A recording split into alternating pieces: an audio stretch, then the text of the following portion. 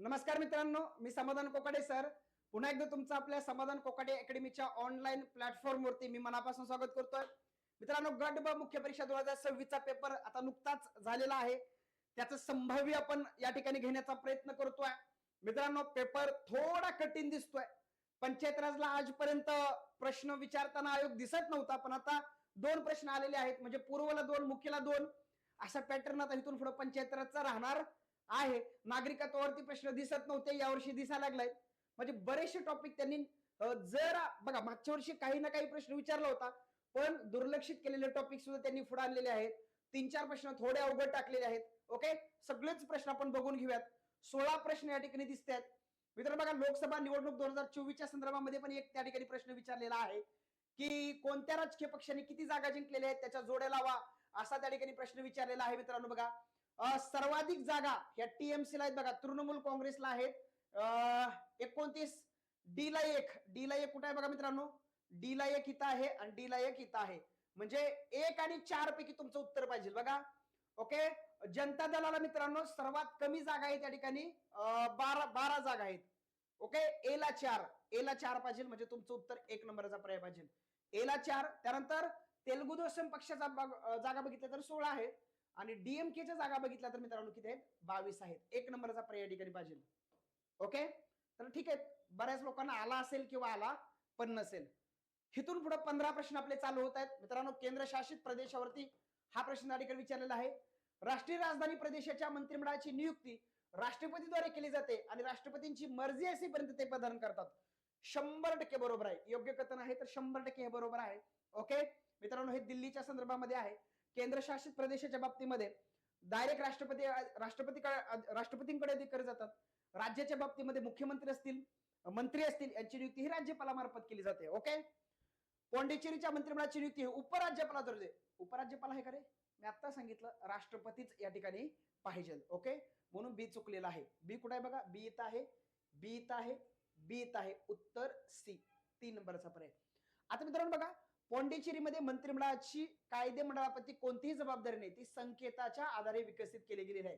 एकतर बघा, पॉंडिचेरीच्या बाबतीमध्ये सर्वच तरतुदी या संसदीय कायद्याने आहेत. कळतंय, संसदेनं 14वी घटना दुरुस्ती करून पॉंडिचेरीच्या बाबतीमध्ये त्या ठिकाणी तरतुदी करण्याचा अधिकार पार्लमेंटला दिलेला आहे आणि त्याच्यामुळे बऱ्याचशा तरतुदी ह्या पार्लमेंटच्या बाबतीमध्ये स्पष्ट, पॉंडिचेरीच्या बाबतीमध्ये स्पष्ट नाही. बऱ्याचशा तरतुदी या संकेताच्या आधारे तयार करण्यात आलेल्या आहेत. मित्रांनो, पॉंडिचेरीचं जे मंत्रिमंडळ आहे ते कलेक्टिव्हली हे विधानसभेला रिस्पॉन्सिबल असतं, हे मात्र नक्की आहे. ओके, पण या ठिकाणी मित्रांनो हे सी वाक्य जे आहे आपल्यासाठी नवीनच आहे, पण या ठिकाणी बाय इलिमिनेशन हे उत्तर बरोबर येतंय. सी बरोबर पर्याय येतोय. ओके, 3 नंबर सोबत आपण जातोय. 36चं उत्तर 3. 37 बघा, कलम 164च्या संदर्भात कोणती बाब नाही. ओके बघा, मुख्यमंत्र्याची नियुक्ती राज्यपाल करतात आहेत. इतर मंत्र्यांची नियुक्ती राज्यपालाद्वारे मुख्यमंत्र्याच्या सल्ल्यानुसार केली जाते, हे आहे. मित्रांनो, राज्यपालांची नियुक्ती राष्ट्रपती करतात. मित्रांनो, हे येत आहे का बघा, मी तुम्हाला एक ट्रिक दिली होती. राजा का नाक योगा से साफ. राजा म्हणजे काय रे, राज्यपाल. कलम किती आहे या ठिकाणी, 153. कार्यकारी अधिकार कलम 154. ना म्हणजे काय, त्याची नियुक्ती 155. मग कलम 155 मध्ये राज्यपालांची नियुक्ती राष्ट्रपती करतील असं सांगितलंय. तुम्हाला तर प्रश्न 164 वर विचारलाय, म्हणजे हे वाक्य कलम 155 आहे. पुढं क म्हणजे कार्यकाळ 156, योग्यता म्हणजे पात्रता 157, से म्हणजे सेवा शर्ती 158 आणि साप म्हणजे शपथ 159. हे ट्रिक्स पूर्ण करून घेतली. ओके, तर अशा पद्धतीने तुम्हाला काही गोष्टी माहिती असणं मित्रांनो गरजेचं आहे. ओके, 37चं उत्तर 3 सोबत जातोय आपण. खालीपैकी योग्य अयोग्य कथने ओळखा. भारताचा नियंत्रक व महालेखा परीक्षक संघराज्याच्या लेखाविषयीचे अहवाल संसदेसमोर सादर करेल. संसदेसमोर सादर करेल का रे? नाही, राष्ट्रपती समोर सादर करेल आणि राष्ट्रपती संसदेसमोर सादर करतील. क्लिअर होत आहे? भारताचा नियंत्रक व महालेखा परीक्षक एखाद्या राज्याच्या लेखाविषयीचे अहवाल राज्याच्या विधानमंडळासमोर राज्याच्या राज्यपालासमोर सादर करतील आणि राज्यपाल पुढे विधिमंडळासमोर सादर करतील. मित्रांनो, इथं राष्ट्रपती राज्यपालांना बायपास केलंय. क्लिअर होत आहे का? नीट बघा कसे प्रश्न फिरवलेत, नीट बघा. कळत आहे? ए आणि बी दोन्ही अयोग्य आहेत. ओके, 38चं उत्तर 4. संविधान दुरुस्ती कोणती मूलभूत कर्तव्यांशी संबंधित आहे? मूलभूत कर्तव्य बघा, मूलभूत कर्तव्य तुम्हाला माहित असेल, मूळ संविधानामध्ये मूलभूत कर्तव्य नव्हती. 42वी घटना दुरुस्ती 1976 न मित्रांनो मूलभूत कर्तव्यांचा समावेश भारतीय संविधानामध्ये टाकला आणि या ठिकाणी 10 मूलभूत कर्तव्य आली. त्यानंतरच्या काळामध्ये मित्रांनो 86वी संविधान दुरुस्ती 2002 ला झाली आणि मित्रांनो 11वं मूलभूत कर्तव्य त्या ठिकाणी भारतीय संविधानामध्ये आलं. ए आणि डी. ए आणि डी कुठे आहे? 3 नंबरचा पर्याय आहे.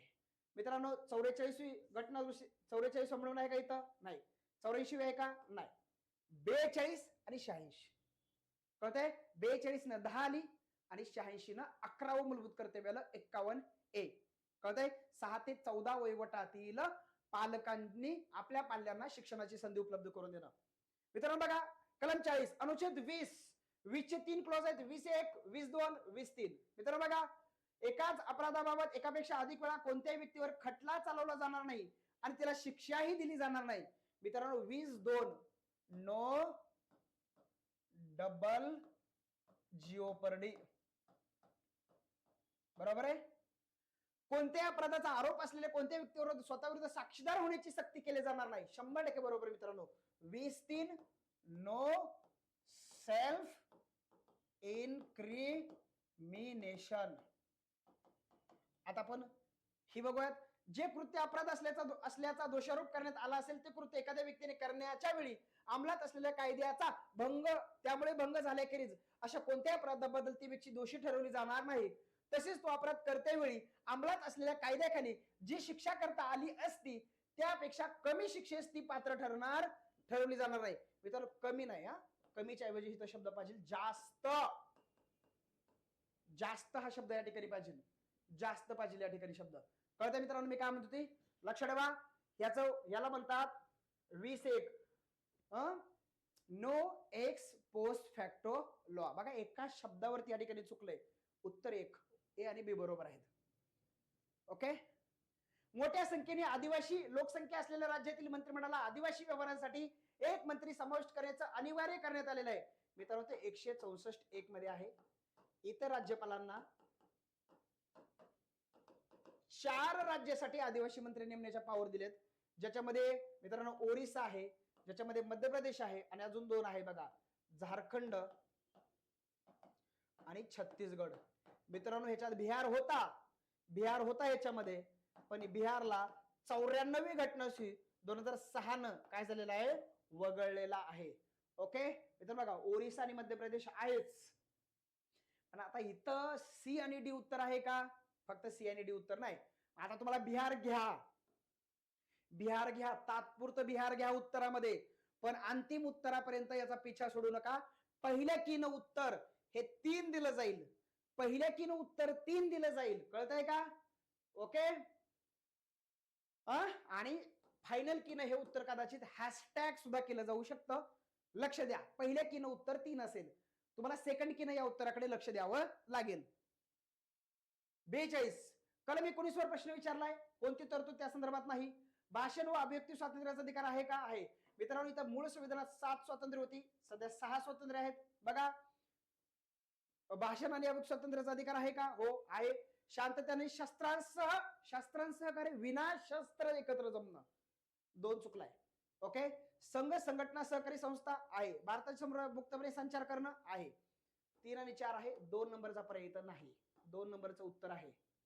चला पुढे मित्रांनो जोड्या लावा. पंचायत राजचे नाही हा संविधान सभाने त्याच्या समित्या त्याच्या अध्यक्ष विचारलेले आहेत. संघराज्य संविधान समिती नेहरू. वित्त व स्टाफ समिती डॉक्टर राजेंद्र प्रसाद. मूलभूत हक्क समिती सरदार वल्लभभाई पटेल आणि सुकाणू समिती डॉक्टर राजेंद्र प्रसाद. ओके मित्रांनो ए चं उत्तर 3 बी चं उत्तर 2 सी चं उत्तर 1 आणि डी चं उत्तर 4. 3 नंबरचा पर्याय. ओके 43 चं उत्तर 3. खालीपैकी योग्य कथन किंवा कथन ओळखा. विधानसभेचा अध्यक्ष व उपाध्यक्ष म्हणून पद धारण करणारा सदस्य विधानसभेच्या त्यावेळेच्या सर्व सदस्याच्या बहुमताने पारित केलेल्या विधानसभेच्या ठरावाद्वारे त्याच्या पदावरून दूर केला जाईल. यस मित्रांनो भारतीय संविधानाच्या कलम 79 मध्ये पद रिक्त होण्याबद्दल तरतूद दिली. त्याला प्रभावी बहुमतानं पदावरून दूर केलं जातं. हे लक्षात ठेवा. 179 खंड सी च्या प्रयोजनार्थ असणारा कोणता ठराव तो मांडण्याचा उद्देश असल्याबद्दल निदान 14 दिवसाची नोटीस देण्यात आल्याखेरीज मांडला जाणार नाही. मित्रांनो दोन्ही वाक्य 100% या ठिकाणी काय रे बरोबर आहे. तर उत्तर 3 नीट बघून ठेवा एकदा. चला, कलम 45 संविधानाच्या प्रारंभीचे नागरिकत्वाबाबत खालीलपैकी योग्य कथने ओळखा. म्हणजेच कलम 5 वर हा प्रश्न आहे. संविधानाच्या प्रारंभी भारताच्या राज्यक्षेत्रात ज्या व्यक्तीचा अधिवास आहे आणि बघा, जी व्यक्ती भारताच्या राज्यक्षेत्रात जन्मली होती, बरोबर. जिच्या माता पित्यापैकी कोणी एक भारताच्या राज्यक्षेत्रात जन्मले होते, बरोबर. जी अशा प्रारंभाच्या का लगतपूर्वी किमान 7 वर्ष इतका काळ भारताच्या राज्यक्षेत्रात सामान्यतः वास्तव्य. मित्रांनो 7 आहे का इथं? 5. म्हणून इथं सी चुकलाय. ए आणि बी बरोबर 1 नंबरचा पर्याय. जायचंय पुढं. योग्य जोड्या जुळवा. मित्रांनो पंचायत राजच्या संदर्भात जे 2 प्रश्न आले होते त्यातला हा एक प्रश्न बघा. वसंतराव नाईक समिती. मित्रांनो वसंतराव नाईक समिती ही 26 जून 1960 ला आहे.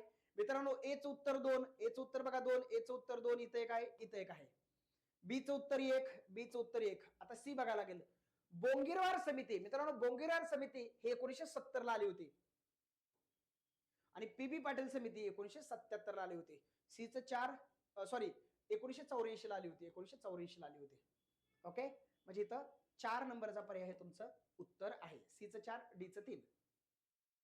त्यानंतर 73व्या अमेंडमेंट 1992 अन्वये मित्रांनो तुम्हाला म्हणजे 73व्या घटना दुरुस्तीमधल्या अनिवार्य तरतुदी कोणत्या आहेत असा प्रश्न विचारलाय.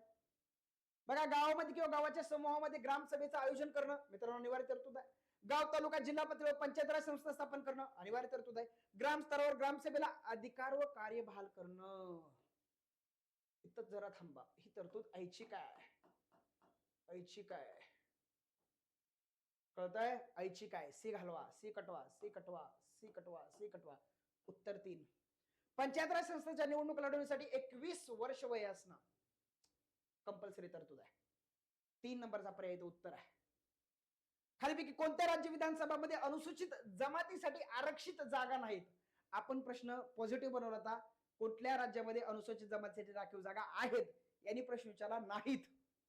ओके, टेलिग्रामला प्रश्न टाकलाय बघा. तमिळनाडूमध्ये 2 जागा आहेत. कळतंय? पंजाबमध्ये एकही जागा नाही, गोव्यामध्ये एकही जागा नाही, उत्तर प्रदेशमध्ये एकही जागा नाही. बी सी डी 3 नंबरच्या पर्यायात आहे. ओके, मुख्यमंत्री आणि त्यांचा कार्यकाळ. मित्रांनो बघा, शंकरराव चव्हाण 75 ते 77 मध्ये होते. वसंतदादा पाटील 1977 ते 1978 मध्ये होते. बघा इथं बघा पहिल्या 2 मध्येच काम करेल इथं. ओके, आता सी मनोहर जोशी. मित्रांनो मनोहर जोशी हे 95 ते 99 मध्ये होते. सीला 4 इथं म्हणजे तुमचं 2 नंबरचा पर्याय उत्तर असेल. त्यानंतर मित्रांनो सुधाकर नाईक 1991 ते 93 म्हणजे सीला 4, डीला 3 असं इथलं क्रॉस होईल. इथलं क्रॉस होईल आणि हे समोरासमोर राहील. हा, आणि शेवटचा पर्याय भारतीय संविधानातील कोणते कलम राष्ट्रीय आणीबाणीच्या काळात मूलभूत हक्क निलंबित करण्याचा अधिकार देतं? मित्रांनो तुम्हाला मी ऑलरेडी सांगितलं होतं की 25 जून 1975 ला जी इंदिरा गांधींनी 3rd राष्ट्रीय आणीबाणी लावली त्याच्यामध्ये मित्रांनो या 2 कलमांचा वापर केला होता. त्याच्यामुळे प्रश्न येऊ शकतो. मित्रांनो बघा सांगितलं काय होतं बघा, 358 आणि 359. 358 हे 1901 मधल्या 6 स्वातंत्र्याच्या रिलेटेड आहे आणि 359 32 प्लस इतर हक्कामध्ये आहे. कळतंय मित्रांनो? 44 अमेंडमेंट 1978 ला झाली होती आणि काय सांगितलं होतं 1901 मधले 6 स्वातंत्र्य तेव्हा सस्पेंड करा जेव्हा देशामध्ये बाह्य राष्ट्रीय आणीबाणी असेल आणि इतर हक्कामध्ये राष्ट्रपतींना 20 आणि 21 निलंबित करता येणार नाहीत. कळतंय मी काय म्हणतो? ती 358 359 मधले येतं 359 कलम या ठिकाणी मित्रांनो दिलेलं आहे. मित्रांनो व्यवस्थित पद्धतीने सगळे प्रश्न अनालिसिस करून घ्यावा, ठेवा. एकदम सुंदर प्रश्न आहेत आणि भविष्य काळामध्ये मित्रांनो अशाच प्रकारचे प्रश्न पॅटर्न बनवू शकतील. मित्रांनो बरेचसे प्रश्न हे जर तुम्ही बघितलं तर बरेचसे प्रश्न हे थोडे टफ लेवलचे आहेत. ज्याच्यामध्ये बघा मुख्यमंत्र्यांचा प्रश्न विचारलेला आहे, पंचायत राज समित्या यांच्या टेन्युअर विचारलेला आहे, कॅगचा प्रश्न विचारलेला आहे. कळतंय मित्रांनो मी काय म्हणतो ते? असे 4 प्रश्न जरा थोडे टफ विचारल्याचं आपल्याला पाहायला मिळतंय. ओके मित्रांनो, भेटूयात लवकरच आपल्या युट्यूब चॅनलला आपण आगामी सर्वच परीक्षांसाठी प्रेडिक्शन सिरीज सुरू करतोय. या प्रेडिक्शन सिरीज साठी आपलं युट्यूब चॅनल सबस्क्राईब करून ठेवा जेणेकरून तुम्हाला लवकरात लवकर नोटिफिकेशन भेटत राहील. मित्रांनो अजून एक तुम्हाला अपडेट द्यायची. मित्रांनो आगामी सर्वच परीक्षांसाठी आपली टॉपर्स 2.0 टेस्ट सिरीज सुरू झालेली आहे. कळतंय? परीक्षेच्या 3 दिवस अगोदरपर्यंत 50-50 प्रश्न, त्याचं सविस्तर लाईव्ह डिस्कशन, अशा पॅटर्न मध्ये आपण टेस्ट सिरीज फ्रेम केलेली आहे. मित्रांनो, आपल्या टेस्ट सिरीज मध्ये बघा, अनुसूचित जमातीसाठीचा प्रश्न मी फ्रेम केला होता, पॉझिटिव्ह अँगलनं प्रश्न केला होता, पण आयोगाने निगेटिव्ह अँगलनं प्रश्न सेट केला. मित्रांनो, थेट लाईन टू लाईन प्रश्न बनवतोय प्रत्येक टॉपिकवर, त्यामुळे तुम्हाला त्याचा नक्की फायदा होणार आहे. क्लिअर होत आहे? लवकरात लवकर आपल्या ऍप्लिकेशनला जावा, डिस्क्रिप्शन मध्ये त्याची लिंक भेटल. ओके, त्या लिंक वरनं तो कोर्स जॉईन करून ठेवा. रॅपिड रिव्हिजन बॅच आहेत, वन डे रिव्हिजन बॅच आहेत, रिव्हिजन बॅचेस आहेत. तुम्हाला जे हवे ते कोर्स आपल्या युट्यूब चॅनलवरनं, सॉरी, आपल्या डिस्क्रिप्शन मधनं लिंक घेऊन तुम्ही आपल्या ऍप वरनं जॉईन करू शकता. मित्रांनो, भेटूयात लवकरच आपल्या प्रोडक्शन सिरीज मध्ये आपल्या याच युट्यूब चॅनलवरती. मित्रांनो, तोपर्यंत तुमची रजा घेतोय. पेपरचं व्यवस्थित अनालिसिस करा. बाय बाय सर्वांना, बाय बाय.